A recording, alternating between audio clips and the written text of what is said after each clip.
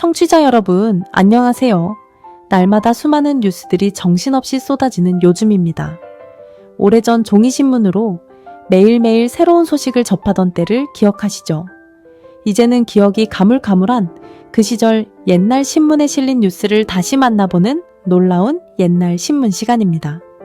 오늘은 1983년 5월 13일, 경향신문 10면에 실린 기사를 함께 만나보겠습니다.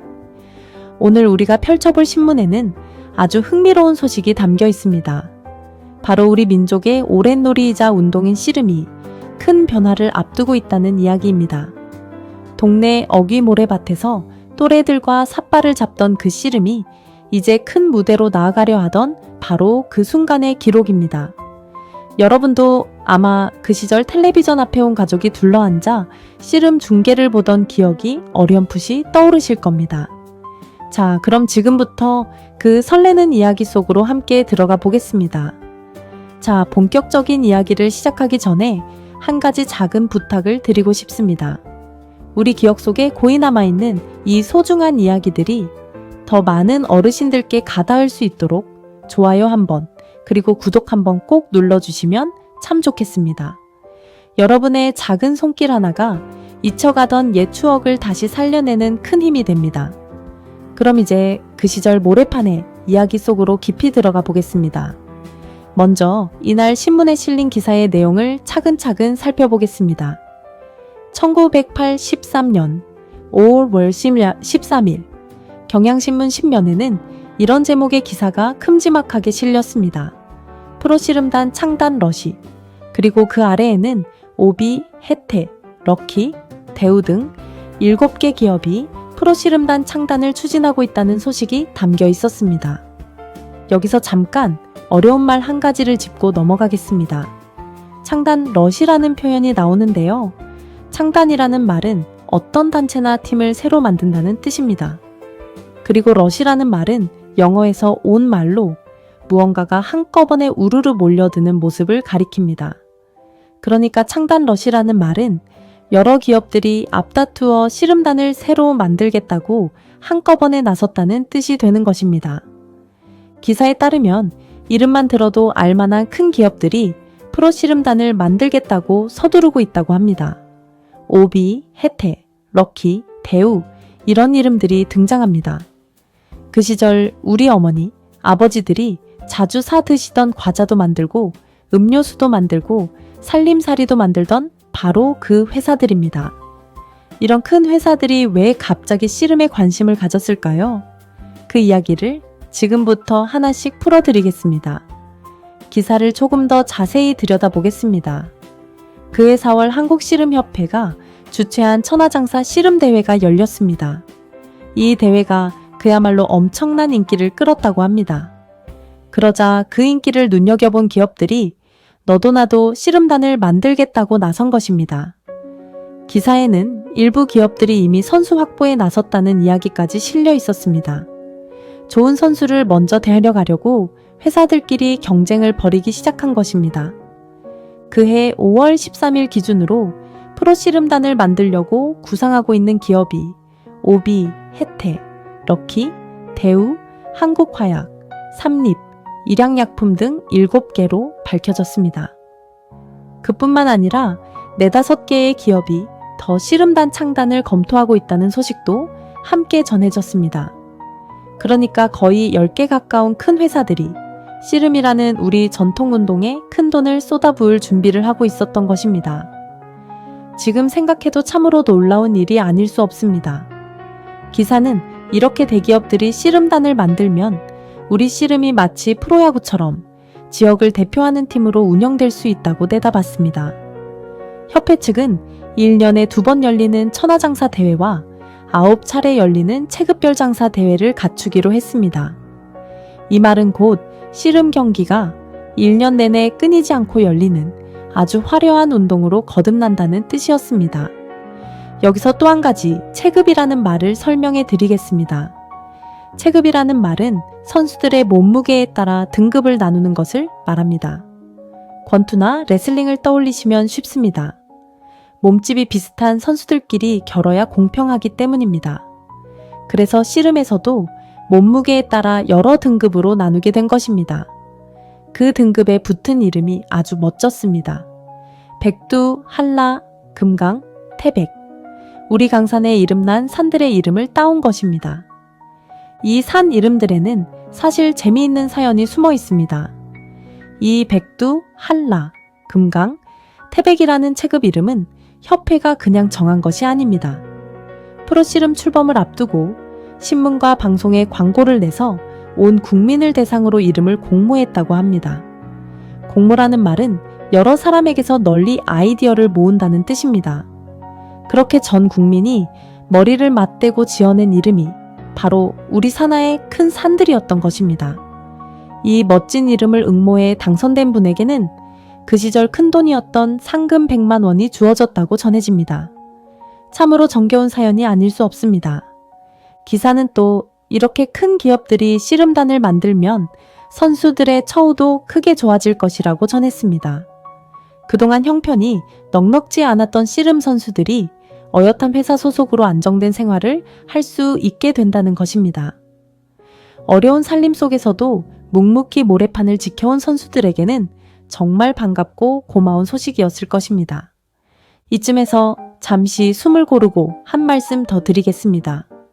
지금 들려드리는 이 모래판의 이야기가 재미있게 느껴지신다면 화면 아래에 있는 구독 단추를 가볍게 한번 눌러주십시오. 여러분의 그 따뜻한 응원이 저희에게는 다음 이야기를 준비하는 가장 큰 힘이 됩니다. 옛 추억을 함께 나누고 싶은 분들이 더 많아질 수 있도록 여러분의 손길을 보태주시면 참 감사하겠습니다. 자, 그럼 이제 이야기의 더 깊은 곳으로 들어가 보겠습니다. 자, 그렇다면 이제 궁금증이 생기실 겁니다. 도대체 그해 4월에 열린 천하장사 대회가 얼마나 대단했길래 큰 기업들이 이렇게 앞다투어 나섰던 것일까요? 그 이야기를 지금부터 들려드리겠습니다. 우리 씨름은 사실 아주 오래된 우리 민족의 운동입니다. 추석이나 단오 같은 명절이 되면 마을 사람들이 다 같이 모여 씨름판을 벌이곤 했습니다. 황소를 상으로 걸고 마을에 힘센 장사를 뽑던 그 정겨운 풍경을 여러분도 기억하실 겁니다. 그런데 일제강점기를 거치면서 우리 것을 없애려는 모진 시절 속에 씨름도 한때 큰 어려움을 겪었습니다. 그러던 씨름이 1983년에 이르러 새롭게 부활하게 된 것입니다. 1983년 4월 서울 장충체육관에서 제1회 천하장사 씨름대회가 열렸습니다. 그동안 명절에나 보던 씨름이 번듯한 실내 체육관에서 그것도 텔레비전으로 생중계되는 큰 행사로 거듭난 것입니다. 그리고 이 대회는 온 나라를 들썩이게 만들었습니다. 그 인기가 얼마나 대단했는지 한 가지 이야기를 들려드리겠습니다. 천하장사 결승전이 열리는 날이면 거리가 텅텅 비었다고 합니다. 모두가 집에서 텔레비전 앞에 모여 앉았기 때문입니다. 심지어 밤 9시에 하던 중요한 뉴스가 씨름 중계에 밀려서 뒤로 미뤄질 정도였다고 하니 그 인기를 짐작하실 수 있을 것입니다. 그리고 이 대회가 낳은 아주 특별한 영웅이 한 명 있었습니다. 바로 이망이라는 청년이었습니다. 여러분, 이 이름을 기억하시는 분들이 많으실 겁니다. 모래판의 황제라고 불리던 바로 그 사람입니다. 이망희 선수는 1963년에 태어났습니다. 그가 처음 천하장사에 올랐을 때는 경남대학교에 다니던 학생 신분이었습니다. 아직 앳된 대학생이 쟁쟁한 어른 장사들을 모두 넘어뜨리고 천하장사 자리에 오른 것입니다. 그의 씨름은 그저 힘으로만 밀어붙이는 씨름이 아니었습니다. 다양한 기술을 현란하게 구사하며 자기보다 훨씬 덩치 큰 상대를 가볍게 모래판에 내다 꽂았습니다. 그 모습이 어찌나 멋졌던지 온 국민이 그에게 푹 빠져들었습니다. 이망희 선수의 인기가 얼마나 대단했는지 재미있는 이야기가 하나 전해집니다. 그 시절에는 명문대학에 붙으려면 이망기를 몰라야 한다는 우스갯소리가 있었다고 합니다. 무슨 뜻이냐 하면 이망희에게 푹 빠져서 씨름 중계만 보고 있으면 공부할 시간이 없으니 그를 모를 정도로 공부에 매달려야 좋은 대학에 간다는 그런 농담이었던 것입니다. 한 운동선수의 인기가 이 정도였다는 사실이 참으로 놀랍지 않습니까? 그런데 이망희 선수에게는 그를 빛나게 해준 좋은 맞수들이 있었습니다. 좋은 운동 경기에는 늘 멋진 맞수가 있는 법이지요. 이망희, 이준희, 이봉걸. 이 세 사람을 사람들은 모래판에 3명의 이씨 줄여서 3이라고 불렀습니다. 공교롭게도 세 사람 모두 성의 이씨였기 때문입니다. 이 가운데서도 가장 화제를 모았던 맞수는 이봉걸 선수였습니다. 이봉걸 선수는 키가 무려 2m 5cm에 이르는 거인이었습니다. 다른 선수들보다 머리 하나는 더 컸으니 그가 모래판에 등장하기만 해도 사람들의 눈이 휘둥그레졌습니다. 사람들은 그를 인간 기중기라고 불렀습니다. 기중기라는 것은 공사장에서 무거운 물건을 번쩍 들어 올리는 큰 기계를 말합니다. 그만큼 힘이 세고 키가 컸다는 뜻입니다. 이 거인 이봉걸과 기술이 뛰어난 이망희의 대결은 마치 성경에 나오는 다윗과 골리앗의 싸움 같다고들 했습니다.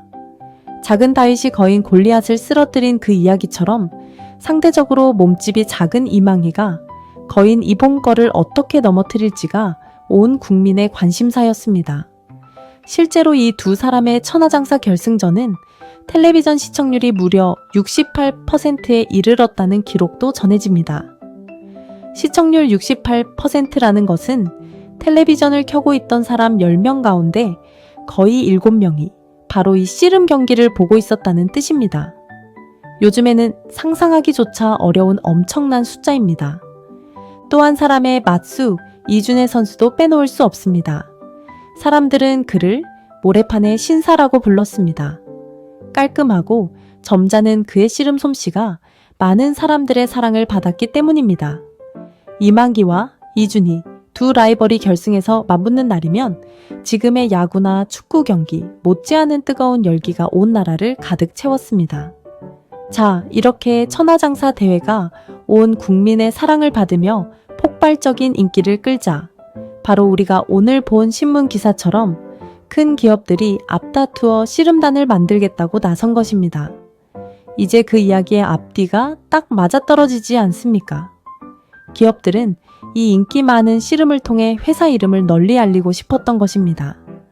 여기서 잠시 따뜻한 부탁의 말씀을 한 번 더 드리고자 합니다.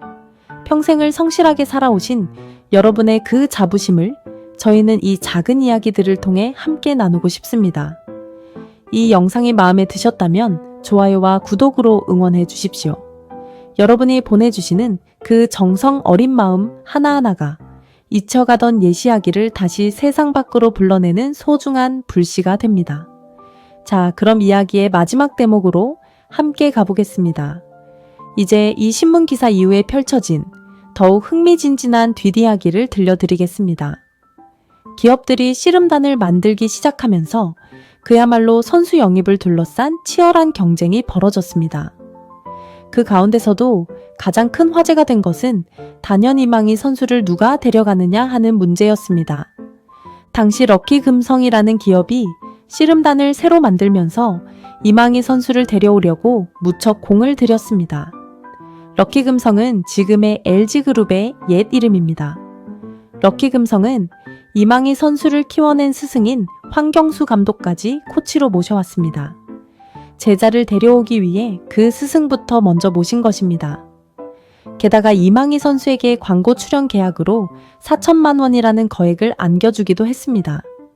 그 시절 4천만 원이면 보통 사람은 만져보기도 힘든 어마어마한 돈이었습니다. 그래서 모두가 이망희 선수는 당연히 럭키금성으로 갈 것이라고 생각했습니다.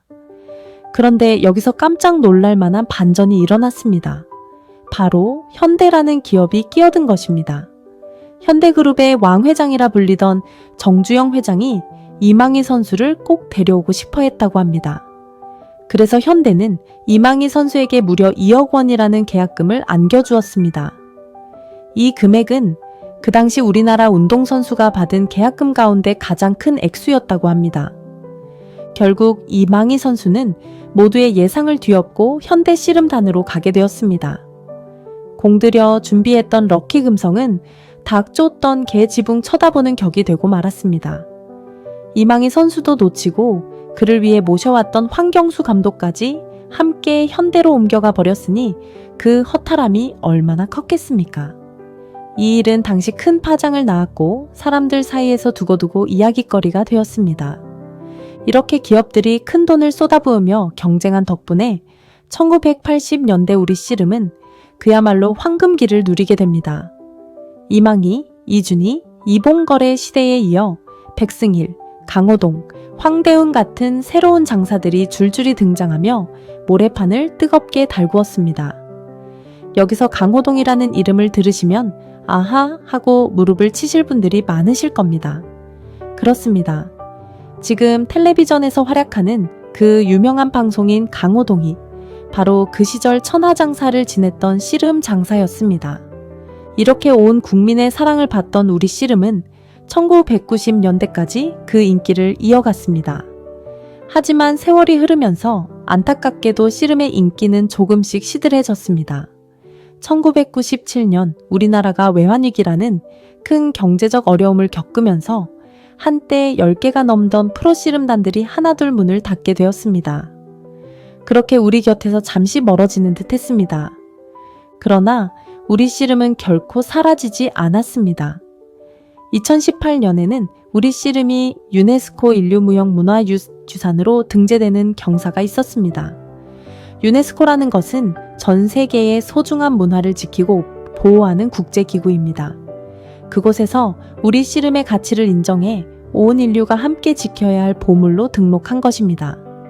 더욱 뜻깊은 것은 남과 북이 함께 손을 잡고 공동으로 등재했다는 사실입니다. 우리 민족을 하나로 이어주는 씨름의 힘을 다시 한번 느낄 수 있는 대목입니다. 자, 이제 오늘 들려드린 이야기를 차근차근 정리해 보겠습니다. 1983년 5일, 13일, 자, 경향신문 신면에는 7개의 큰 기업들이 프로씨름단 창단을 추진하고 있다는 소식이 실렸습니다. 그해 4월에 열린 제1회 천하장사 대회가 폭발적인 인기를 끌면서 큰 기업들이 앞다투어 씨름에 뛰어들었던 것입니다. 이 천하장사 대회는 일제강점기를 거치며 위축되었던 우리 전통 씨름을 화려하게 부활시킨 큰 사건이었습니다. 백두, 한라, 금강, 태백이라는 멋진 체급 이름은 온 국민의 공모를 통해 지어졌습니다.